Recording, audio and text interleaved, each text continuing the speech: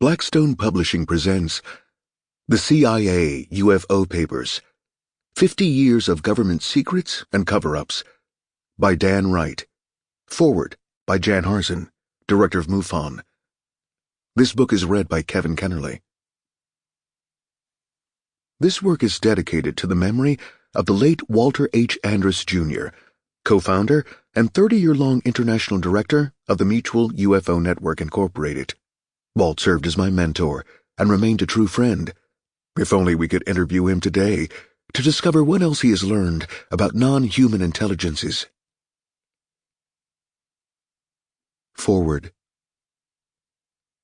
Shortly after taking office as the executive director for MUFON, the Mutual UFO Network, I received a congratulatory email from Dan Wright, former director of investigations for MUFON in the 80s and 90s.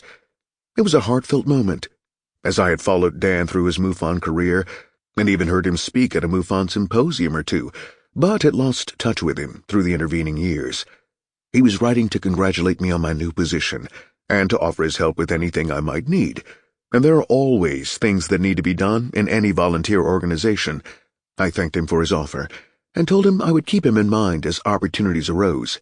Then, in January of 2017, I received another email from Dan, inquiring what MUFON planned to do with the 1 million or so UFO documents the CIA had just dumped onto the internet.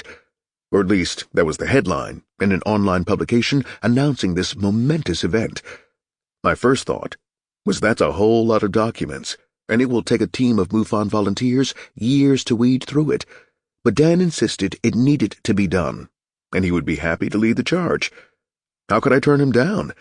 After a short discussion, we agreed that he would make a first pass and see what the size and scope of the project looked like. After a few weeks, I received another email from Dan, stating that he had just scratched the surface, but that he was finding some interesting facts about the 1 million UFO documents on the CIA website. The first was that it was nowhere close to 1 million documents, but more like 20,000 or so documents, placed in the CIA's Electronic Reading Room, ERR, on the UFO subject. The second was that many of the documents had nothing to do with UFOs. It was as if a machine had gone through the massive CIA archives and pulled out anything with the letters UFO in that order in a document and placed it in the reading room under the heading UFO.